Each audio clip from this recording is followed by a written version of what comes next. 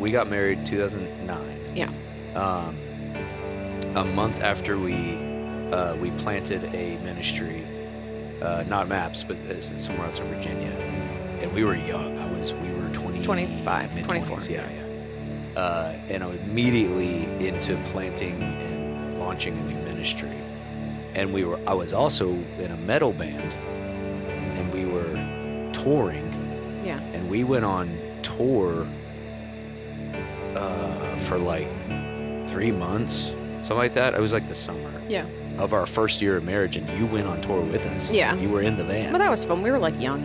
I know, but the point, just for context for people, is that from the beginning of our marriage, you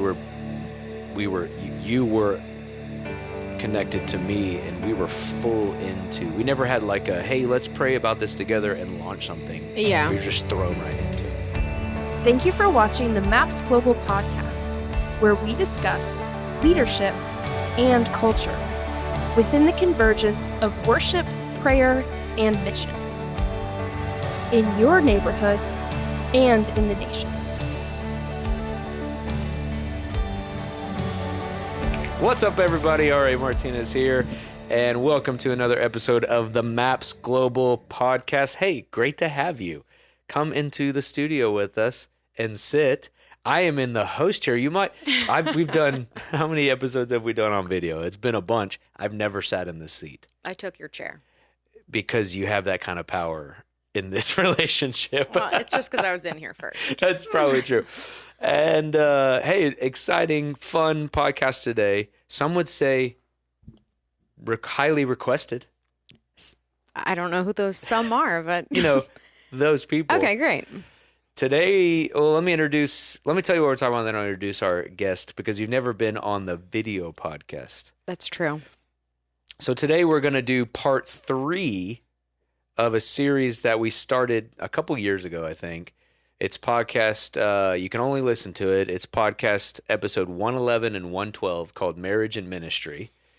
And the guest I have today was the guest on those two podcasts because I'm married to this person. It would have been awkward to do one, talk about, well, no, I guess not. No, it wouldn't. No, it would have been. Lots of people are married in ministry. That's right. But you and I, Kaitlin Martinez, my wife, my better half, Beauty and the Beast. I made that joke. Yeah, on why do Sunday. you keep I don't doing know, that? It's funny. Okay.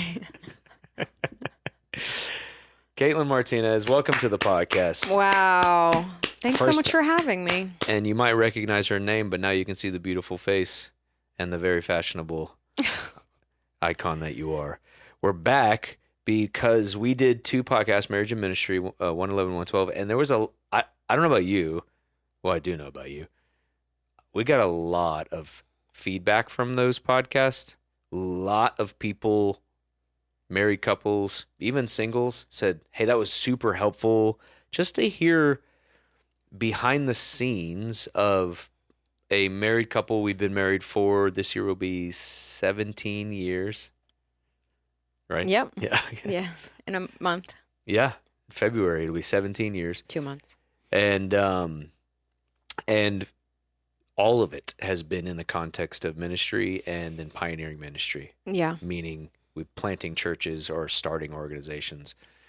And so we kind of pulled back the curtain a little bit and just talked honestly, openly about how we do marriage, how we do life, how we do family in the context of that.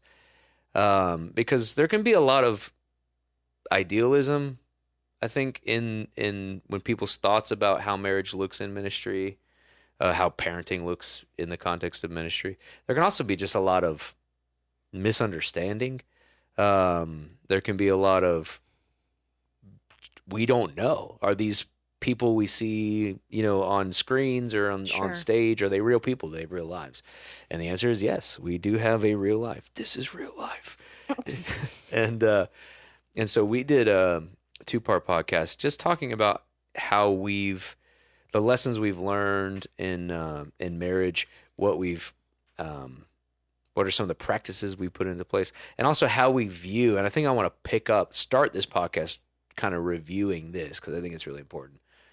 How we view marriage and ministry together. because I don't know about you, and I'll let you talk because I've already been monologuing for 3 minutes. I love it. is let's start there, and just in terms of our view of marriage and ministry together, because I get a lot, and even when people pose questions, it's always posed as if those two things are in competition or are against each other. Sure. How do you protect your marriage from ministry? That presumption is that ministry is like going to try to attack you and eat up your marriage. And in certain ministry cultures, that's true. Yeah. But that's not necessarily how we view it and how we viewed it. So let's out the gate. We're into it now. Anything you want to say in the beginning? Do you remember those 2 podcasts we did? Not at all. Stop. I'm serious. It was like 3 years ago. It was a while ago. Yes, you do. Okay. And you got a lot of good feedback. Yeah. People were very kind. I don't remember a lot, but. And we mostly talked about self-awareness and how to grow as a better person is the best thing you can do for your marriage, and Okay. how we raise kids in the context of it. Anyways, you were awesome on that podcast. You should go back and listen to it. Okay. Maybe I'll learn something. Okay, so let's start out with this. You carry a very unique role in, marriage and vocational ministry, in that you are married to the founder, pastor of the church, president of the organization, Right. the most visible person, the person has the most responsibility within what we've built with Maps Global. And before Maps, in other ministry contexts, I was a senior level leader. Sure. So let's be real. You ready to be real? Always. Okay. Pull back the curtain a little bit. What were some of the challenges? What are some of the challenges with being married to someone in my position? And then, if there's any joys, what are the joys? Sure. But what's that dynamic like? And what would you say to people who would be like, what's that like to be married to a leader like that? We're using Randy. Yeah. Yeah. Challenges. Yeah. Joys. Yeah. I mean, if you want to go really personally, Yeah. it is annoyingly so quite easy to be married to you. Stop. It is. It's actually annoying because you're pretty. This was not set up, by the way. Okay. No, I would love to be like, you don't even know. All right, glaze it up. Let's go. No, for real though. You just happen. I mean, I think we work really well together. I think our personalities work really well together. That's true. I do say sometimes, I mean, luck, blessing. I think that Providence, all of it, sovereignty, yeah. whatever word you are looking for. I think that, I think we did talk about in our last podcast how we kind of met and got together. It was a little bit of a shorter time span, not something I would necessarily recommend. However, it did work out. We were dating, married to, engaged within A year, yeah. less than that. It was like a year. Less than that. All right. Don't tell them the truth. No. But that's what I'm saying. But we were friends for a while. I would personally not recommend that. It did work out very well. Also, we didn't have a lot of self-awareness. So the beginning of our marriage, obviously there were challenges. But because of our natural personalities, they were, I don't know how to word it exactly, not necessarily like as potentially explosive. They weren't explosive. Because you're not an explosive person. No, I'm not it was an explosive person. Yeah, you're not. So in that way, I'm saying it's very easy. I don't raise my voice. I don't get. Yeah. So being married to you is relatively easy. I would say within the context of ministry, that's where it's more challenging. Obviously, I don't know any other version of Randy, so I can't speak to that. How if you would be different if you were, a history professor. That's true, which is what I wanted to be. Yeah. She's referencing something. Yeah, so maybe it would be more challenging. Yeah. Well, let's context. Okay. We got married 2009. Yeah. A month after we planted a ministry, not Maps, but somewhere else in Virginia, and we were young. We were 25, mid-20s. 24, Yeah. And I was immediately into planting and launching a new ministry. And I was also in a metal band, and we were touring. Yeah. And we went on tour for like 3 months, something like that. It was like the summer Yeah. of our first year of marriage, and you went on tour with us. Yeah. You were in the van. But that was fun. We were like young and I know, but the point, just for context for people, is that from the beginning of our marriage, you were connected to me, and we were full into. We never had like a, hey, let's pray about this together and launch something. yeah. We were just thrown right into it. Yeah. And for better and for worse, we learned a lot of lessons in that first, 7 to 10 years? Yeah. 7 years, yeah. I would say personally, the lessons that we learned that were the most helpful were learning, like you said, how we talked about in our first podcast, was learning about ourselves. Totally. And I think people have so much more of an advantage nowadays because you have so much more understanding of how you process information, how you receive information, all these much more self-awareness. Going into marriage with that, I think I can't even imagine what that would be like. For sure. Yeah, like a lot that information, those tools weren't as readily available, Yeah. to your point. Yeah.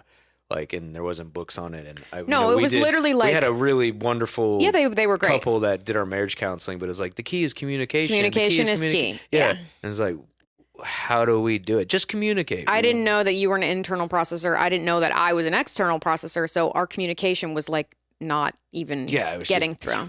Yeah. And the more you tried to communicate, the more I drew back.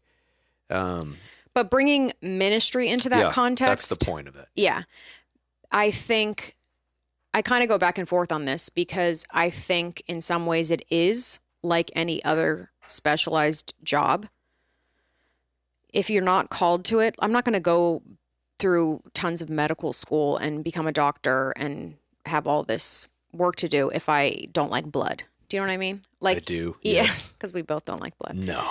So that's why I picked that one. So being in ministry is unique, but it also isn't, if that makes sense. Like, I think that's where Tease I kind of that go out. back and forth a little bit, because I think if you're called to it, the Lord calls you to it, there's going to be a level of grace there. And again, this is no matter what vocation you're in. There's going to be a level of grace there that's going to help you make it through those challenging times. Not that it's easy, but it's just where you're supposed to be is easier than You actually an easy you time. actually just did a preach on this Okay. two Sundays ago, so you can go back and look at it on the live stream. But you talked about when you obeyed. Yeah. You did 2 Corinthians 6. It all leaves my 10, brain immediately. 5. But about God will supply all the grace in all times, Sure. and always, all sufficiency of all grace at all times and always, when we step into Right. obedience. But sure, and I'm big on that. I'm big Yeah. on life is hard and challenging, not in a depressing, like, just forge ahead, it's going to be terrible, there's no way out.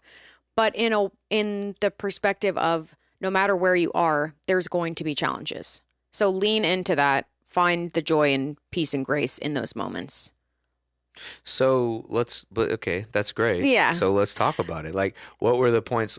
I think our marriage, and even our marriage in ministry, is a tale of two. It's a tale of two stories, a tale of two halves. Cities is the same. It's yeah. Anyways, there's kind of our first Yeah. 10 years, Yeah. and then we did a lot of work to start out the last basically 10 years. I mean, it was 17 years. So the last 7 years Yeah. where we had to do a lot of work. So help people. Let's pull back the curtain a little Sure. bit. Like, coming straight into ministry in a ministry environment that I was a part of building that didn't really have a value system or a way for families to really connect in and flourish. What were some of those challenges there? And what were the dangers you saw in that kind of iteration? Well, first of all, we were all young leading it. So that was the number one challenge, because there wasn't a lot of, I think, people who had wisdom and had been through a lot of life circumstances that could kind of help guide us. Yes. I sometimes feel like it was the blind leading the blind. My mom In loves some that ways, saying. yeah. So we were all kind of trying to figure it out.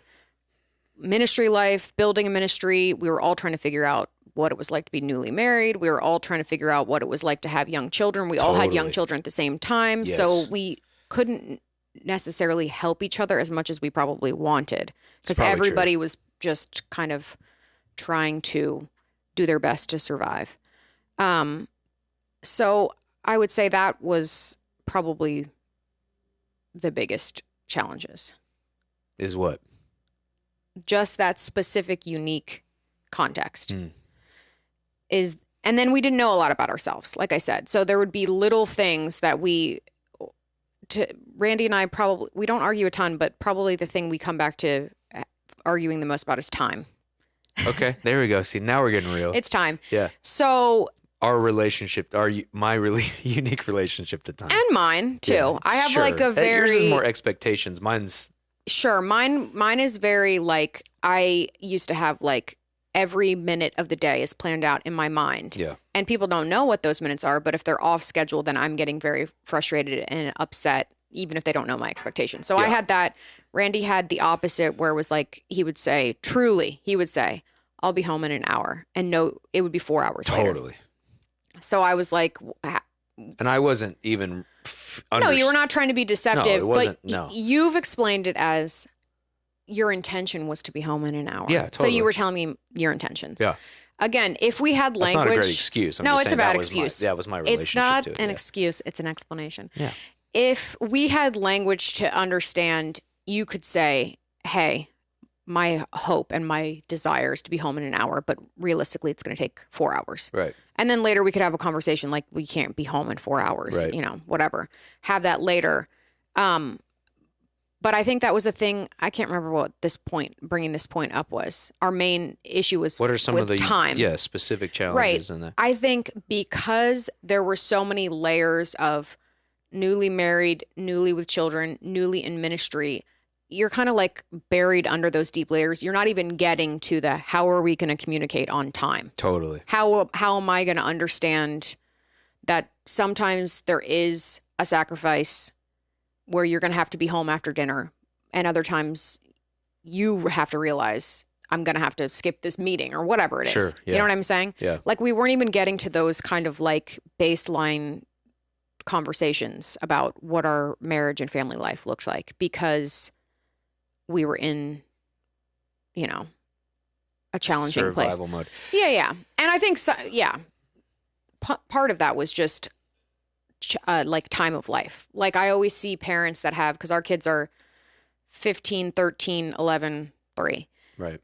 And I always see parents that have like these groups of small children, even one small child. This is a huge point, by the way. Just and walk I'm like, into this. I Yeah. think we've said this, Yeah, but but say it again. It's helpful. you're in the thick of it. Like, You're in the hardest part. the If you have hardest. multiple kids It's under really 5, hard. you're in the hardest Even if you have one season. kid under 5, Sure. honestly. Yeah.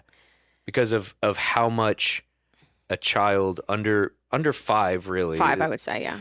how much they require from mom Yeah. most of the time, but parenting in general, Sure. just the attention they require.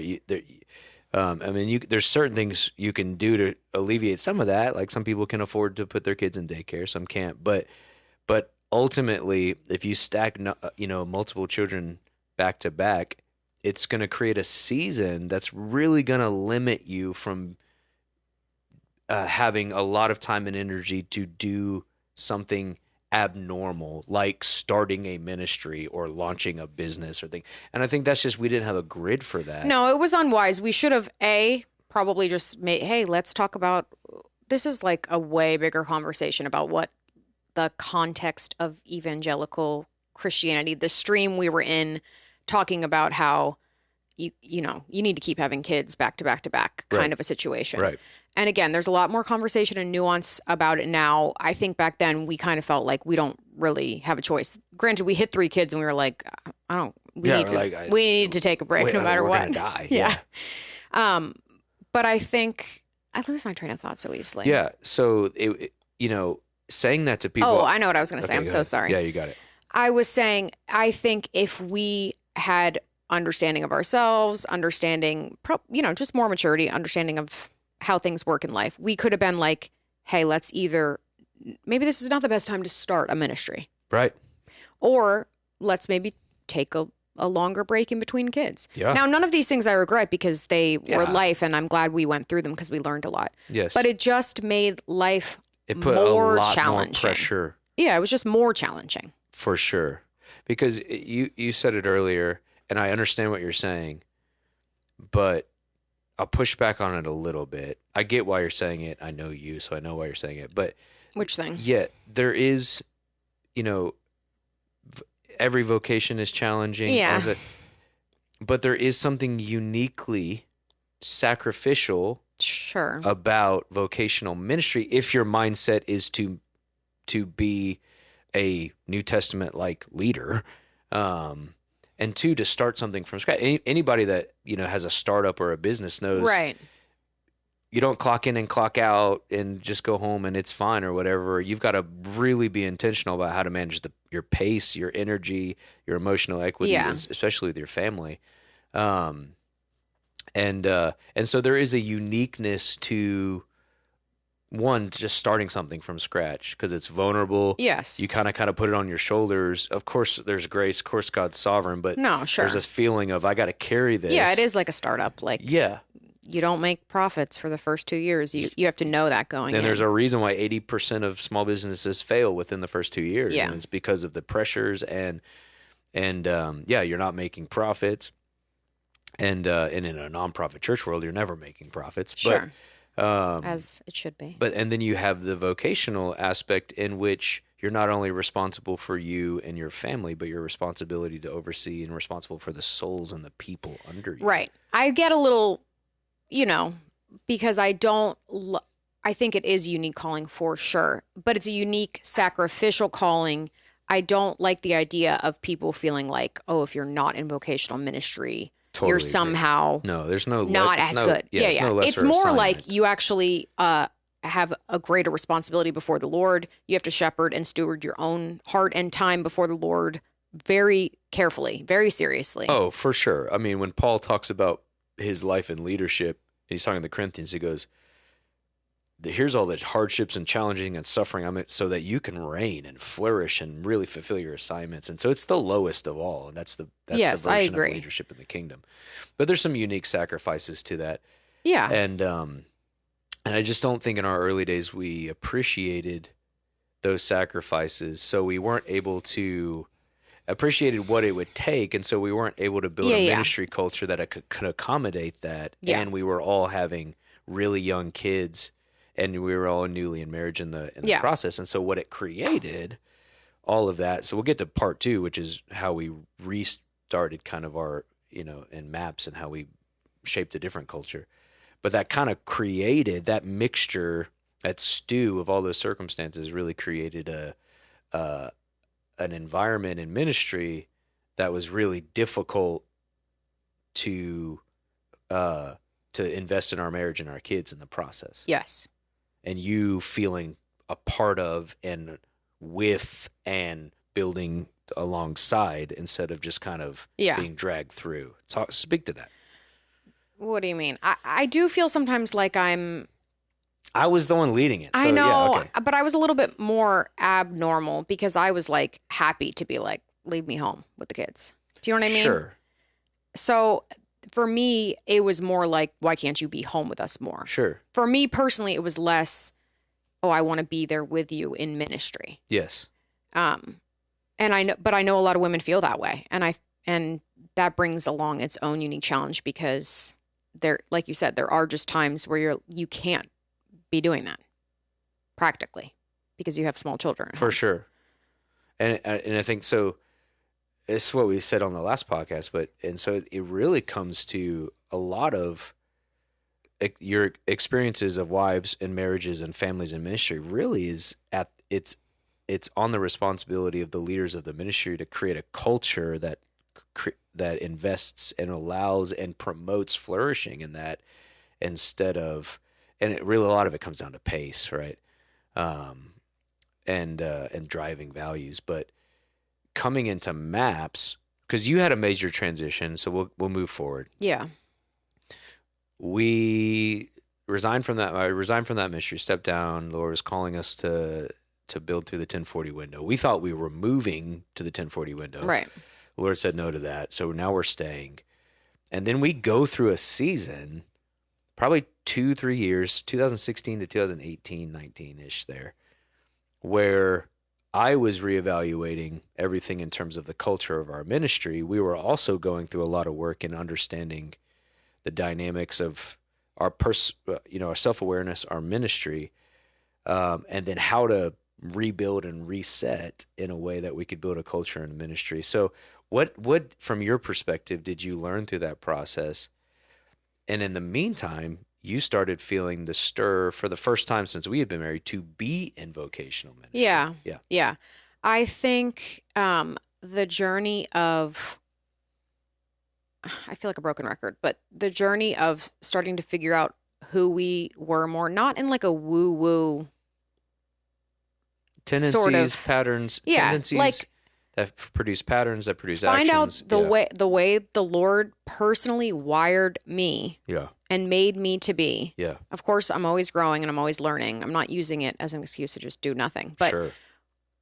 instead of working against that, I think for most of my Christian life, I tried to work against that because I felt like I had a personality that really did not mesh well with ministry. Interesting. Which is why I didn't care to be in ministry when you were in Why ministry. is that?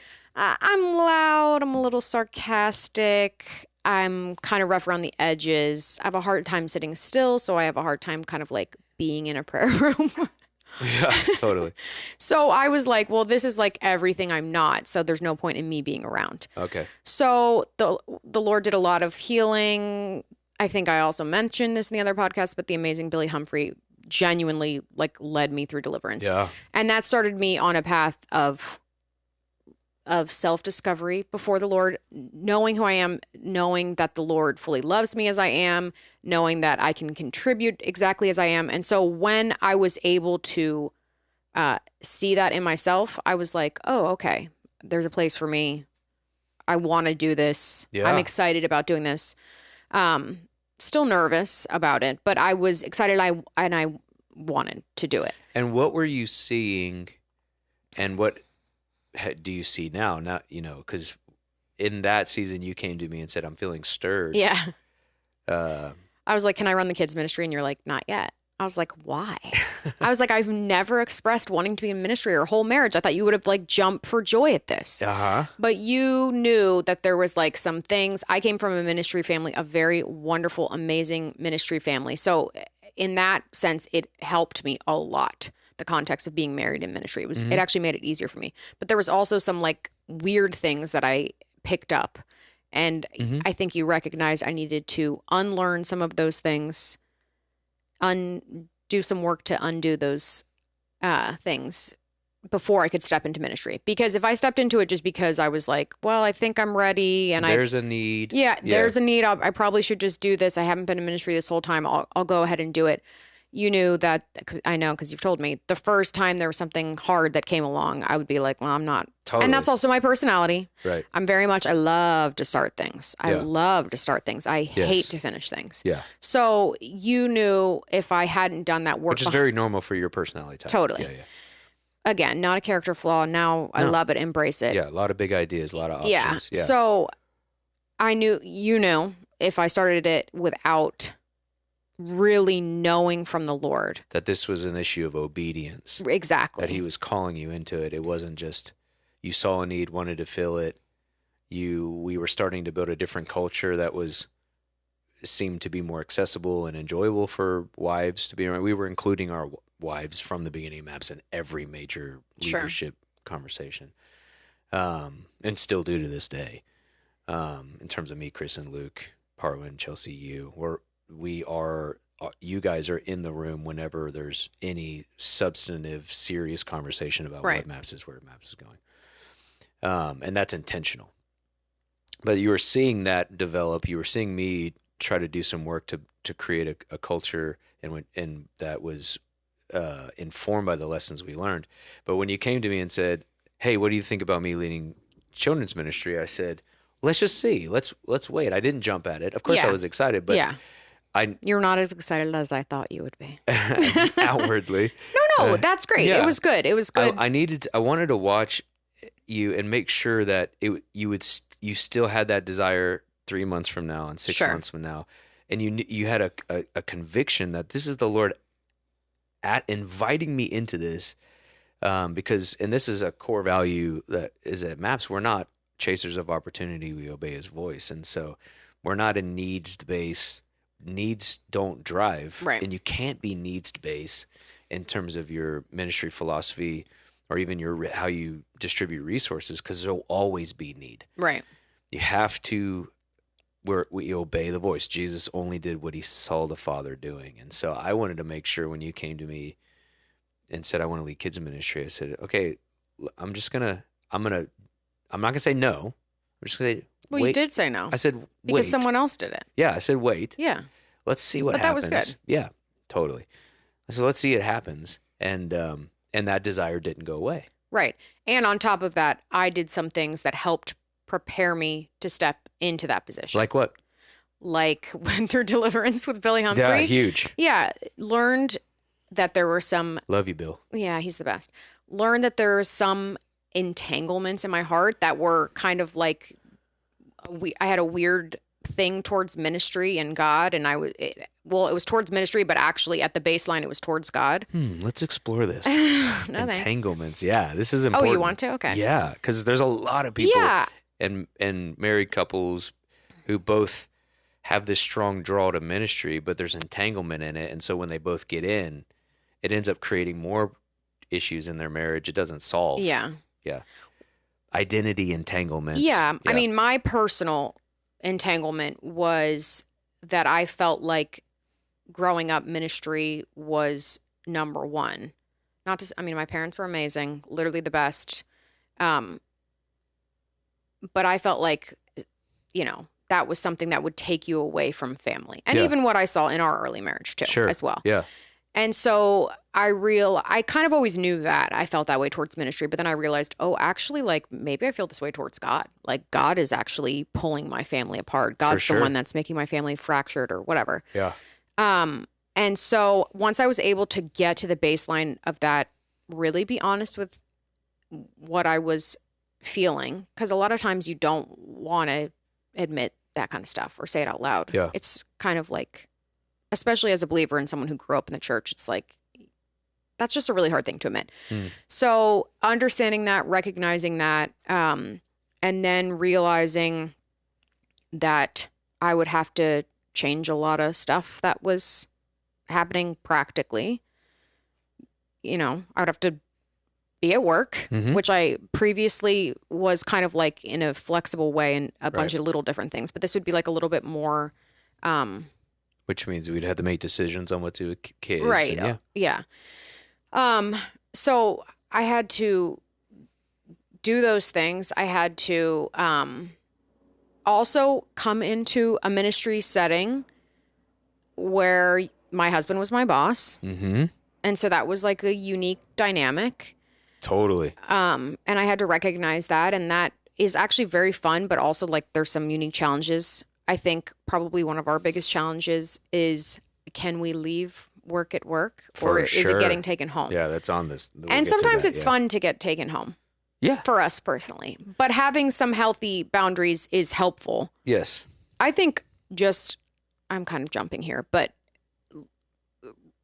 as we learn to communicate more, saying like seemingly silly phrases is just very helpful. Mm-hmm. Because before we would jump into it and not even recognize, oh my gosh, we've been talking about work for 30 minutes. Right. Like the kids are sitting in the living room, we need to go. So even saying something like, hey, can we have a minute to talk about work? Or should we plan to talk about this after the kids go to bed, whatever. Right.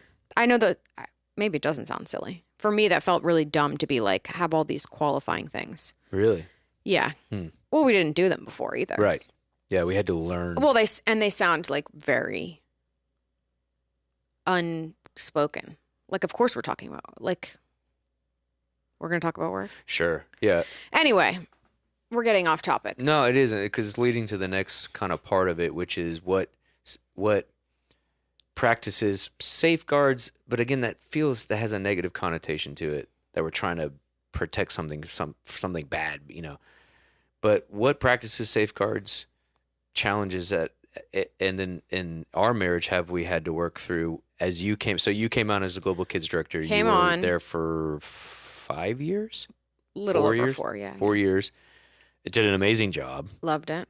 10 out of 10. Well. You're the best global kids director. And you just handed it off a month ago. 2 weeks ago. Yeah, and you've moved to the pastoral team. Right.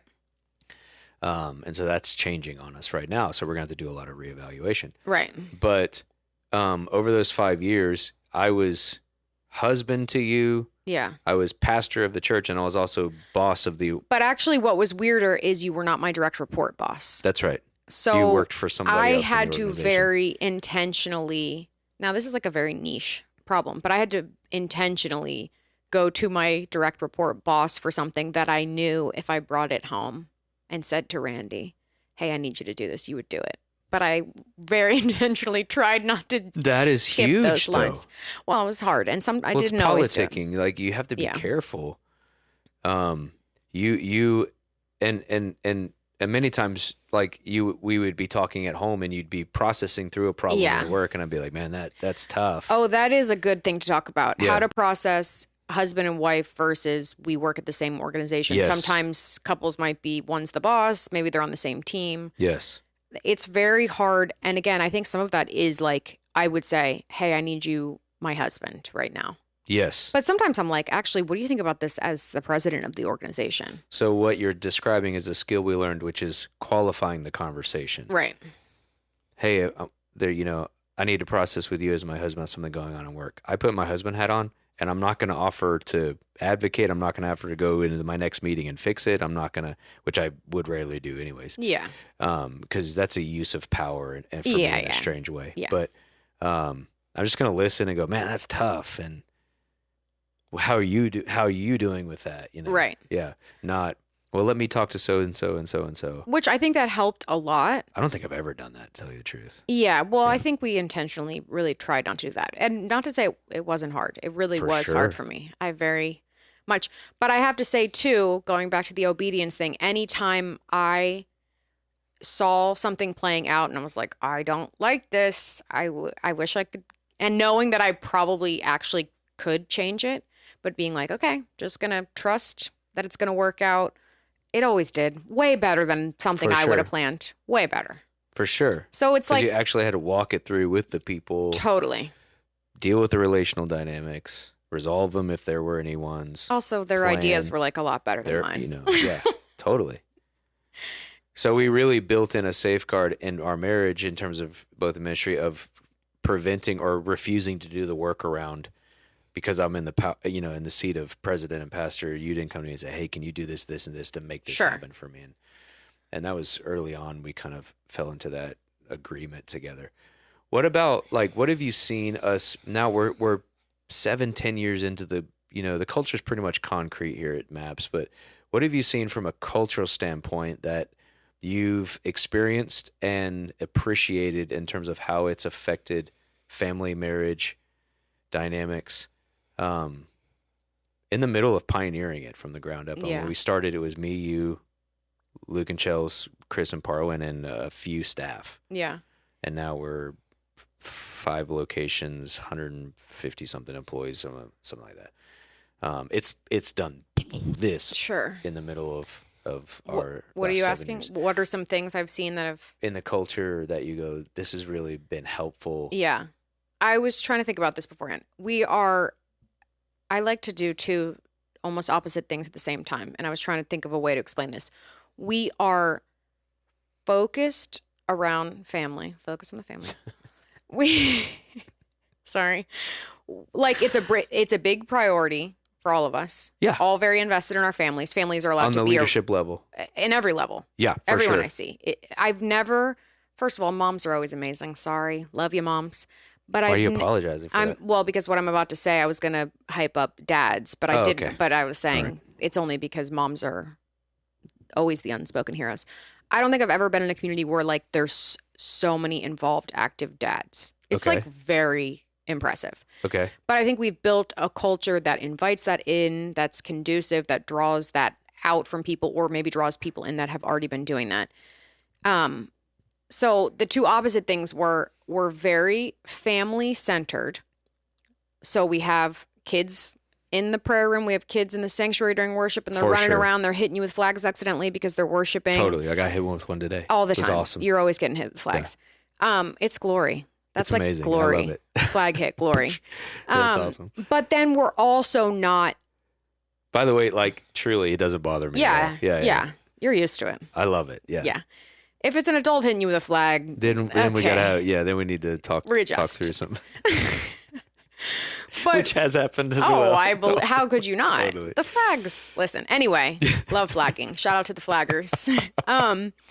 Mercy's one of them. One of the Yeah. best. But we also are not like, oh, we're gonna center it only around kids or families, because we also love people who are unmarried without kids. Like, I Totally. think it's a mix of everybody coming in, everybody finding their place all together. Like, there's room for everyone, truly.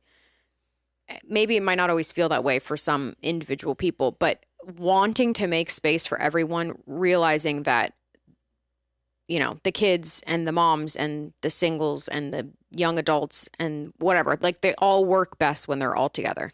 So I think that's fruit of an adjustment we made coming into MAPS, that we did theologically and philosophically, and understanding the rightful place and priority of marriage within the Christian life. yeah. We did this work early on, if you remember, and came to the conclusion, when you read the New Testament, specifically 1 Corinthians 7, that marriage is an assignment for some, not for all. It's not the goal of the Christian life. Right. Um, Just and like that- ministry. just like ministry. Yeah. Yeah. It's one assignment. And Paul actually uses that word, assigned. Yeah. Let each live as he's assigned. And marriage is for some, not for all. There will be some that live a life in ministry, both men and women, in singleness. Yeah. Some of my heroes in the faith, including the Lord himself. Yes, I know he Including has Jesus. a bride at the end, but He wasn't married.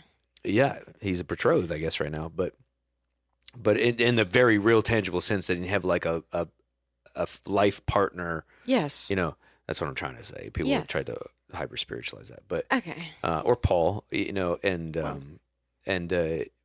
guys like you know, some of the saints, Yeah. you know, had flourishing ministries, men and women, Yes. without being married. So it doesn't legitimize your ministry, but it's an assignment for some. It's not an assignment for all. So once we recalibrated that, still hold marriage Yeah, in high actually, esteem. weirdly, when you made more room for single people, it made more room for moms and vice versa. Totally. Like, I couldn't do any of what I do without some of the most amazing single people. Our bases Totally. wouldn't be led without some of the most Well, amazing it leveled single the people. playing field a little bit, Yeah. and it just opened the doors. And this the second thing. So what you're talking about, experiencing the environment around here. A couple practical things we did is we just started making, through our daycare and then just even outside our Yeah. daycare, lots of childcare. Yes. So that spouses, because we have some spouses that mom works and dad's the child That's right. and they drop their kids off at daycare and then Yeah. they work here. And that's a life design. I think it's okay. I mean, it's great, is what I'm trying to say. I know there's strong feelings on that, but I think it's, Really? yeah, in terms Okay. of like who should be working and who Oh, not. okay, But okay. I anyways, mean, I think that's a another very podcast. personal thing, like, I before think, the Lord. Like, I think if you understand the roles in marriage and then you decide together how it's going to work, I think it's great. yeah. But No, I'll say shout out to you for real. You absolutely made it a priority. Because when I first came on as the kids director, now another amazing, wonderful lady has Yeah. this job. Not the kids director job, literally just somebody to coordinate childcare. But yeah, I was that's different than our global's kids Right. director, different than our daycare Right. director. director. Yeah. Just childcare for any of the important moments. Yes. To make Big sure meetings so that the spouse, mostly moms, but spouses are Yeah. there. And some of the ones that maybe are home with the kids most of the time, but they want to come to this specialty meeting or whatever it is, this specialty dinner, you always provide childcare. For sure. And it It- costs money and it's time, but it's It worth does cost it money, as It's it should. worth Also, it. pay your childcare workers. for sure. Pay your childcare workers. In the moment, it can feel like, hey, this is costing money. It's a lot of scheduling. It over the course of 2, 3, 4, 5 years, it creates a culture where families are around and are together in the context of ministry. Right. And it starts to break down that kind of old adage that these two things are competing. Yeah. Actually, these two things can work together in a very wonderful way. Yeah, I think that's a good way to put it. And so it's something we've done. The other thing we've created in our leadership culture is the it can wait till tomorrow. Yeah. And some of that does come just with time and age for you to realize, Sure, listen, sure. there will, if you want a crisis, you got it. There's literally I can give you 10 always- crises right now. There's always going to be a crisis. Not to say if there wasn't a genuine something that you needed right now, you're going to attend to it. But there can always be something. There will always be more. So you got to shut it down at a certain time. And that's, again, coming with age, you just realize there will always be more. So it's fine if I shut it You down. can wait till tomorrow. And, it would be abnormal. It would be weird. What's the word you like? I don't know. Strange. Yeah, we're fine. Yeah, strange. I It would think be- weird this is a would be weird. positive thing. I don't like when you use weird in This a is negative literally way. a debate we're I having in don't. our house I right think now. being weird is a good Anyways, thing. the point is it would be strange and abnormal Abnormal. if say one of that. our leaders came and said, hey, my kid's got a soccer game right now. Can I please miss this meeting? Like it would be like, why are you even at? Please go Yeah, to they your would kid's just soccer slack game. and be I like, will "Oh." fill you in later. Like it can wait till tomorrow. Sure. And we've created that space. Yeah. That is something you also have to do intentionally because sometimes, even if the culture is making room for that, you personally might feel the weight of it because For we do sure. want people to have, what do you say, obsessive ownership. Yes. So again, the opposites, I love the opposites coming together at one time. It's finding a way to have obsessive ownership, but also knowing when to shut it down and have boundaries and to have fun, hang out with your kids, hang out with your wife, How they or do something fun, just do something fun. Well, there's a good point. Yeah. 'Cause I think that's a presumption we work on that might not be. Doing something fun, having hobbies. Yeah. What's your hobby? I lead Maps Global. Shock. Surprise. That's your hobby? Yeah, no, it's not. And this is a huge point. I was actually thinking about this language today. Yeah. Ministry can't be our hobby. No. You need hobbies outside of ministry so you have outlets in your life, Fun ones. fun ones and stress relief ones that are in a Yeah. healthy way. Sure. Otherwise, But that I stress meant comes out not in an ones unhealthy where way. sometimes people have hobby and it's like a side hustle. You feel like you always have to be producing. No. or- It's yeah. got to be enjoyable, and it's got to be where you can, as a leader, for me, I have to have hobbies that I can have an outlet for my drive for perfection, because that's not helpful in ministry. In fact, if I brought that, I need to hit, That's why? yeah. Oh, well, learning something No, new. you know this. I don't but, think I knew that specifically of why you love No, golf so much. I do. I play golf a lot. But that makes sense. But I have goals. I'm really Yeah. not, and I enjoy it a lot. I enjoy being outside. I enjoy Yeah. playing by myself. I love being by myself. But also, it allows me to have an outlet for that drive and that competitiveness that I have, sense. so that I don't bring it into Oh my gosh. a ministry setting where that kind of drive and competitiveness would not be healthy. Yeah, you'd be crushing people. Yeah. That also makes sense as to why my hobbies are I can start them, I can stop them. They're just happening as I see fit. And Yeah. I don't have to finish them. So when I come into work, I can finish something. For sure. And then we have hobbies as a family together, and things What are our we family do. hobbies? Well, we do, and we've always done this and this is just us. I mean, you got to find yours, but you got to make room for this. One of the things that it's always been is we'll hop in the car and we'll just go explore something. We'll do something. Yeah, we do like to go for drives. Drives, go find something new. Literally, we used to just drive to random cities Yeah, that was fun. The kids Yeah. are too old now. Yeah, now it's They have schedules yeah, they and got lives. schedules. That's crazy. When they turn teenagers, it's crazy in a wonderful way. It is crazy though. And and I think something that we've kind of agreed on is, there are some sacred moments and sacred spaces that if they get pushed out in our family life, we need to reevaluate. And that is dinner together. Yeah. I think for us, to the best of what we can. Yeah. By the way, realistically, these dinners are happening three nights a times week. a week. Yeah. Really? Yeah. It's not 7 nights a week because our that's kids have unrealistic. sports. Yeah. Our kids have friends. We want them to do things. This is such a great point. You're so smart. You know, because I deal with this a lot in pastoral ministry with marriage spouses, the perils of perfection. They think if it's not having 7 nights a week, then it can't happen at all. Sure. And it's actually, no, that's unrealistic, especially if you have kids and they start to grow up. They're going to have their own schedules. Right. I remember when Asa, when he started high school. Remember this? Yeah. I went through like a grieving period. Yeah, it was really sad. It was so sad. I could cry about it right now. Because we had dinner like 5 nights a week. Probably 5 nights Yeah. a week. And then he started high school, and he's going to a high school. It's high demand. They require extracurricular activities, and he's started to be gone multiple nights a week. Yeah. And like home at 7 p.m. Yeah, and it's not bad. It was just we had to adjust to it. And he loves it, so. Yeah. And so we had to adjust, and now it's about 3 nights a week. But Yeah. like if it went down to 0, we'd go, hey, pause, there's a problem. Right. At that point, we would be like, you have to skip a practice tonight.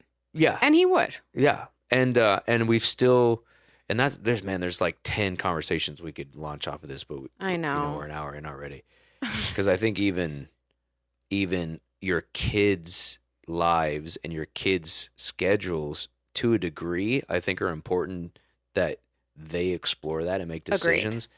But you have to also disciple them to not let that schedule and those activities overtake their spiritual life. Or their Right, it spiritual is a community. balance. It is. I see a lot of parents where it's like they literally stop going to church because their kids have baseball games. Sure.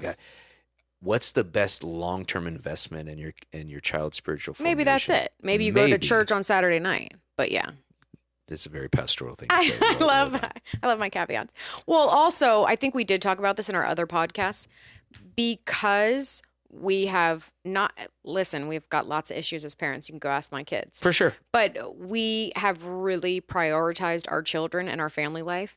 So that has come at a cost of potentially having other families over every night. And now we have been intentional over the past couple of years, and in seasons, this has not been an option. Totally. And in seasons, it has been an option where we try to have a different, family or group or whatever over once a week. And again, sometimes we can't because the family dinners are down to 2 nights a week because there's so many games and practices and things. So like we can't have other people over. But that is a sacrifice, I think, that is real, and finding the balance of we don't want to shut the door on our church community. We want to, welcome them into our house, but also finding the balance of what that looks like. And we have not found the perfect balance, by the way. And we're just, you're 6 months ahead of me, and I'm turning 40 next week. We're entering into our 40s. I thought you were going to say something like a good way. 6 months ahead, in your you're understanding. I was me. like, yeah. And our kids our oldest is teenagers, so we're still in that season. And so it'll probably be different when our kids are out of the house and we're in our late 50s in terms of hosting and this, but that's where you have to distribute that out, right? And you can't say yes to everything. You can't. You can't. Well, every yes is a no to is something a no to else. something else. I love to say that. Let's distill some points, and I'll ask you the last question. Rapid fire. First point, we just way back. If you're still listening and still watching, hey, thanks for hanging. This literally sounds like. This would just be like a conversation we'd be having and sitting on the porch. Like this is I pretty do much like how to we talk. Yeah. One, if you're young in marriage and have young kids under 5, hey, you're in a really the hardest part. It changes. It gets better. Yeah. For us, when our kids hit about 5, everything changed. Like all of a sudden they could do things on their own. They're going to school. If you send your kids to school, which we've been a big proponent of, get them out of the house and let them develop. Do what the Lord's called you to do. But going to school is great. Going to school is great. Going to school is great. But you're in that hardest season, and so you really have to embrace that as a limit from the Lord. Yeah. Wow. A limit from the Lord. A limit from the That's Lord. Good. And maybe the things that are on your heart to do in ministry, whether you're vocational or not, maybe they're just a minute away. Maybe they're a couple years away. It's your family. And that's maybe your it's ministry in that moment. Maybe it's your family. And it's not one versus the other. I would say one's not more. I don't even like the language. This language is rough. I don't think one's more important than the other. I'm going to get crucified for saying I that. think one is But more important than the other. But let me qualify it. Because even that makes it against each other. I think it's all assignments that you have to steward. Yeah, you have to balance. And you have to do the work to be able to give enough equity emotionally, physically, mentally, spiritually to those things to be obedient. Yeah. So I wouldn't say it's ministry over marriage or marriage over ministry. It's two assignments that you've been given that you have to do your schedule and your relationship and figure out, okay, what can I give to both to make sure they're healthy? Right. I don't think you can have a godly, fruitful, successful ministry if you're not invested in your marriage, if you're married. Right. But I don't think if God's asking you to step out in a ministry way and you go, well, no, fear, I just got to protect my marriage. I think it might actually, in an inverse way, affect the fruitfulness of your ministry, where you're just building all these kind of walls to make sure it never creates something hard for your family. Ministry and pioneering ministry will create challenges for your family. And you've got to walk through those challenges together. I mean, I'll give an example. I'll be vulnerable. In planting the last two churches that we've been a part of and starting Maps Global, we've lived in how many houses? I've lost count. A lot. 6? 6, 7? We really set ourselves up for that. Please. I know a trend is dead when the parents are doing it. Yeah. Well, I was going to say when the 5-year-olds know it. Yeah. It's like when the parents, when the it olds goes and the out of the youngs demographic and the of teens teenagers, don't have it anymore, it's over. Anyways, but maybe we could start it again. And just because we moved, sure, we were flipping houses to make ends meet in our early days. We weren't flipping houses, but yeah, we were. I have anyways, okay, yeah, not it. Yes, we were not flipping houses. Okay, back to the point. We were fixing up houses to live in. If it was like, well, we don't want anything to be hard and create challenge in marriage, we never would have obeyed the ministry assignment. Right. And so it's not one's more important than the other. It's you have as a husband and a wife, if you're married. If you're not, you're single, and you got to think about this when you're thinking about marriage, is that you've got not just one assignment, you have multiple assignments, and you've got to figure out how to give your best, because you're limited. You only have so much capacity. Right. How to give the best of your capacity to make sure all those things are you're being obedient, and those things are healthy. Yeah. I think it's a better way. I think equity distribution is a way better way to look at it than one's more important than the other, and safeguard the things from each other. It creates the presupposition that they're in conflict when I don't think they need to be. And our kids are very involved in the ministry. Yeah. They're all around. No, I said I literally could not have done my global kids position without my own and children. They play on the youth set. They're part of the youth group here, but they come here and they feel a sense of belonging and ownership of this, even if I'm not here. Also, I was going to say, in the ways that they helped me when I was the kids pastor, I always looked at them and gave them the dignity of, hey, can you help me this morning? Can you not? And sometimes they would be like, no. And I'd be like, cool, release you. But also finding that balance, I think for us as a parent, both at home and in ministry, of being like, when can we push them to sacrifice, and when can we just let them chill and be kids, because it is both. I don't want them to grow up and be like, my childhood was, taken because of ministry, because I had to serve constantly. But also I don't want them to get to adulthood and never know what it's like to serve. So it's those opposites, trying to find the tension between the two things. It's not a problem to be solved. Finish it. It's a tension to be managed. Yeah, that's right. Okay, last thing, I think. Kind of two things. Rapid fire. A little bit. Okay. I'm interested, because this was supposed to be all about you, but you did a great job at including me in this conversation. Well, it's marriage. You can't be married to yourself unless you're Dennis Rodman. If you stop, if you have... Sorry. Only elder millennials are even going to get that joke. Well, okay. Shout out to the elder millennials.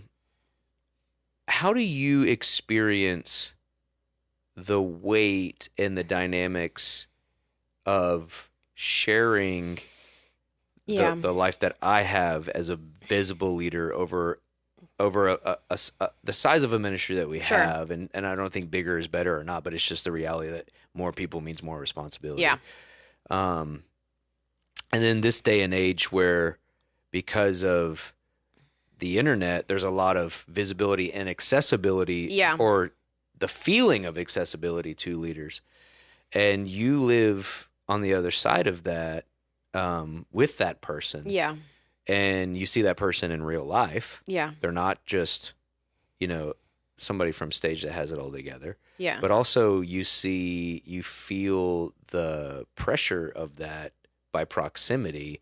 Talk a little bit about just how you navigate. Okay, you asked how a couple see questions. That. Yeah, I did. I'm So, stacking. No, I love it. I love to I know stack. you love stacking Okay, questions. so the first one, this is where exploring with the Lord who I really am was so beneficial. Okay. Because for me specifically, uniquely, Kaitlin, the pressure is not so overwhelming because of my natural personality. This is where I was like, oh, okay, Lord, maybe you did not make a mistake and set me up to be. Because at first, when Randy got into ministry and his ministry is growing, I'm like, what the heck? You chose the wrong person to stand alongside Randy. Yeah. You need like the ministry girl, and I'm not the ministry girl. Yeah. So realize Whatever that means. I Keep think going. Keep everybody going. knows Nobody what that it means. I don't know what that means. Keep going. Keep going. I almost named someone like a famous person. Anyway, whatever. But see, that's my I point. know exactly. it's a joke. Yeah. It's a bad example. Anyway, Okay. my point is, I think I realized that, first of all, I had what I needed to support you in that. Yes. This is not necessarily going to be a helpful, informative thing because for my personality, I'm not necessarily like a ruminator. I'm not like the pressure like is going to kill us. I'm kind of like whatever. So for me personally, my natural personality helped. Part of it being alongside you in ministry helped. Yeah. And then for seasons being at home helped, having the natural balance. But really, genuinely, the main thing was being like, maybe it does come down to your identity in the Lord and confident in who you are because you are in some level by proxy, I have visibility. And that did used to freak me out. I used to be like, well, I'm not a pastor's wife, ministry girl. Mm-hmm. But now I'm like, I'm going to follow the Lord and love Jesus the best I can. And however people view me is how they're going to view me. Yeah. And what people think about me is none of my business unless I can, Unless you did something you need to unless I apologize did for. something I Yeah. need to apologize for. Sure. Yeah. So part of that was just having a confident, it's not always confident. I have to, it's a daily thing, but having my confidence in my identity in the Lord. The second thing, and this one was kind of sad for me. This one Okay. was a sacrifice. Loved Instagram. I still have Instagram, but I don't go on it anymore because for me Yeah. personally, this is no condemnation of Instagram. If you're on it, love it, do it. Or Twitter or whatever. Twitter's worse. Keep Does going. it even exist? I don't know. Anyway, whatever.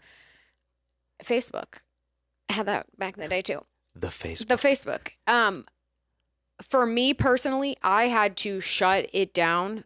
One, because it was drawing me personally in a season outside of a community that I needed to have eyes on.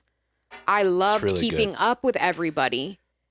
But again, your resources are finite. Yeah. And so I didn't have what it takes to keep up with some of these people from high school and college and all these different things that I genuinely wanted to. I was like, I need to focus here now. So that part was sad. Yeah. And then also part of it is like, I,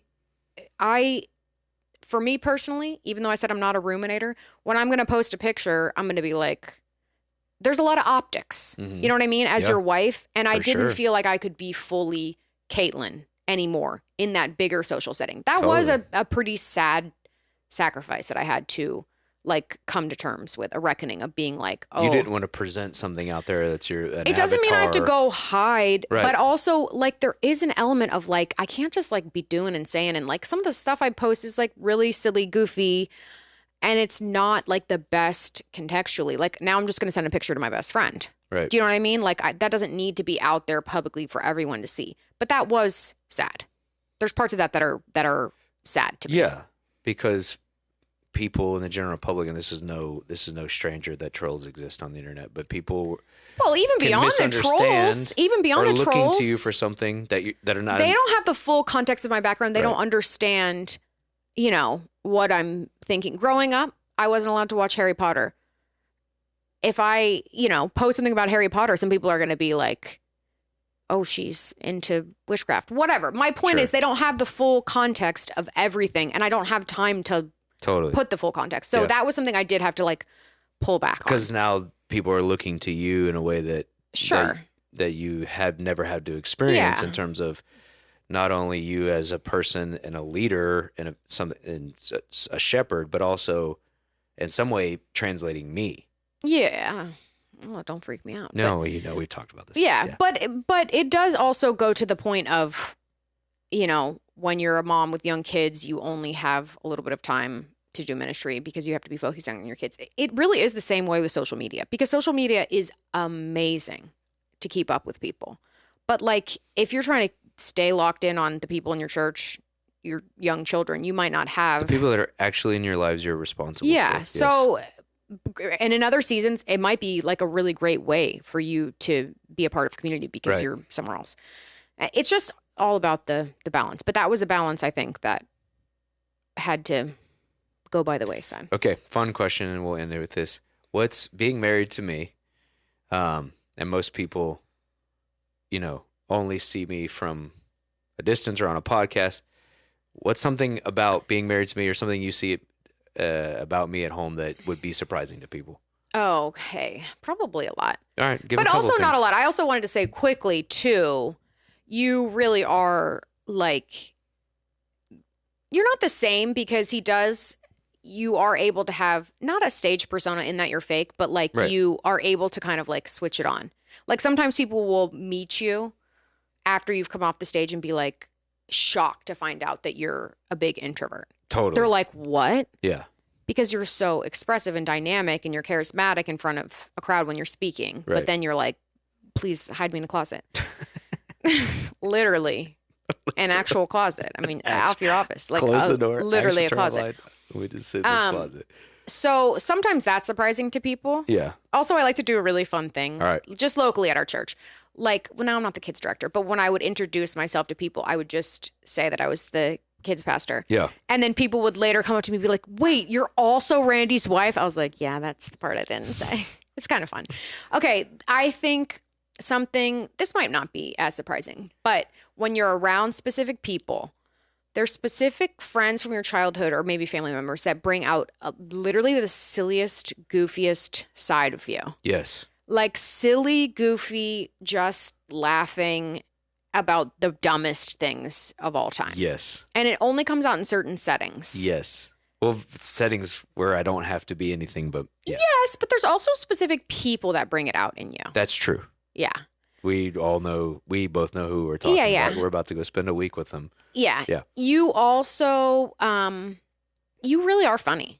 Like Well, thank you. we play the game Quiplash. We do. As a family. It's a family favorite.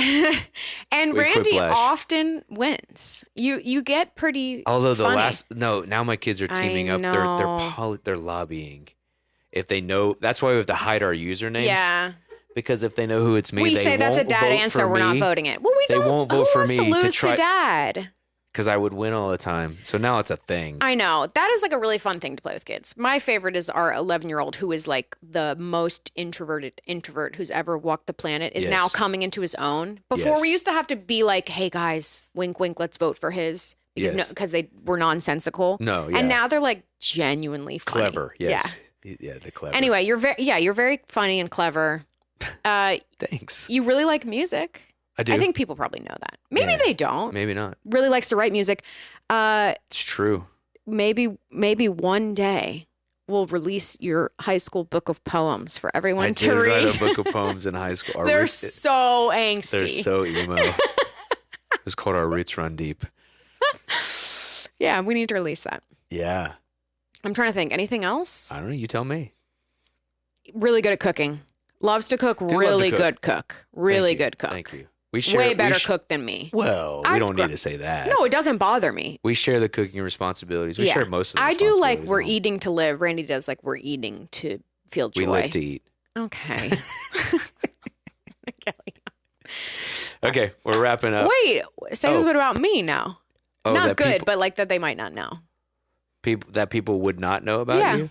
Because I'm Um, kind of curious. Because I think I'm pretty big personality. So maybe. big personality. Obviously, you. No, but that they all know that I'm cool and a big personality. Just I know, kidding. So joking. that, yeah. So, I think Literally the least cool. that what? I said, never mind. I'm just I cross think talking. people would not. What I know and love about you, or just know about you, is that you're deeply invested in not just the spiritual, but the emotional, psychological, cultural, social development of our children. And so I every time Why you wouldn't get people into know that about me? Isn't it obvious? No, I'm kidding. and you've actually many times we've talked about your desire and in a season to go back to school and get your master's love to. in child development psychology. I just want to be a counseling- middle school counseling, counselor. yeah. Yeah. So it wouldn't be a shocker to people that you're good with kids, but that you're deeply invested in that part of the development.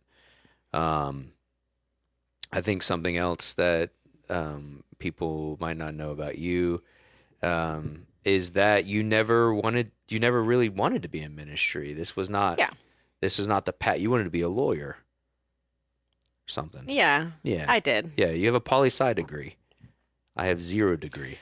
But and so like you now and the way people see you and relate to you and the you've embraced this season and this position God's given you. But it was really an obedience issue. It wasn't an ambition issue at all.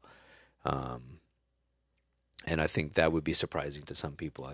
Okay. I think generally people see leaders and married couple in ministry and go, "Oh, they always wanted to do that." Sure. That does make sense. I actually never I never had a desire to pastor a church. You didn't really ever have a desire to be a pastor's wife. It was following that long road of obedience that landed us here, and we're honored to do it. Sure. But it wasn't like this is my dream, Right. No, we take it very seriously. Yeah, back to your point. My dream was to play music and Be a history professor. and be a history professor. Open a tavern. Okay, so as we land, talking to married couples, young married couples in ministry, couple things just to distill it as we land. Really, really just avoid the perils of everything, idealism and perfectionism. Sure.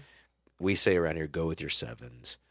In other words, it doesn't have to be perfect for it to be meaningful. And there is a unique sacrifice to ministry, to startups, and then there's just sacrifice in life. Yep. Life is a war. It's not all it is, but it's always that. Yeah. And so I think just having kind of resetting the mindset from I've got to force everything to be perfect to I'm going to really appreciate what we can do and what is happening and appreciate the season we're in. And I say this a lot because we have teenagers and people always tried to scare me out of the teen. Like, yeah, they really did. Isn't that weird? They're like, oh, just wait. I mean, it it's is a lot of work, but it's like so fun and cool. But it's amazing. It's like hanging out with yourself as a teenager. For you. Well, for you too. Yeah, I know I have a teenager. Yeah. We have, each of our kids are different versions of us. But, Yeah. And that's what it means to be a parent. The loud ones are. But the loud like ones Randy. are yeah. But we don't expect our teenagers to be anything but teenagers. No, they make lots of mistakes. And so we're able to enjoy them as teenagers because I'm not expecting my 15-year-old to be a 30-year-old man. Sure. Right. And so, and he's about to get his driver's license. He could get his permit right now. We don't know what he's doing. Don't call him out. But it's like people are like, "Oh my gosh, it's gonna be." I'm like, "This is gonna be awesome. This is amazing." Because I'm expecting him to do a donut in the parking lot. 100%. It's like I did that. Anyways, having young kids, like I don't expect them to be fully formed and have intelligent conversations with me. I expect our 3-year-old to be a 3-year-old. Yeah. And I think if you just allow yourself to be present in this each season and appreciate what's there, it'll keep you from that angst of I would say even idealism. about yourself too. For sure. Knowing yourself and knowing your limitations and then embracing it and not expecting yourself to be able to blow past those limitations. For sure. And and when you're in young married and you have young kids, you're not going to be able to have them invest all the time into your marriage. Some of it's going to be survival mode for them, and it doesn't mean anything's wrong.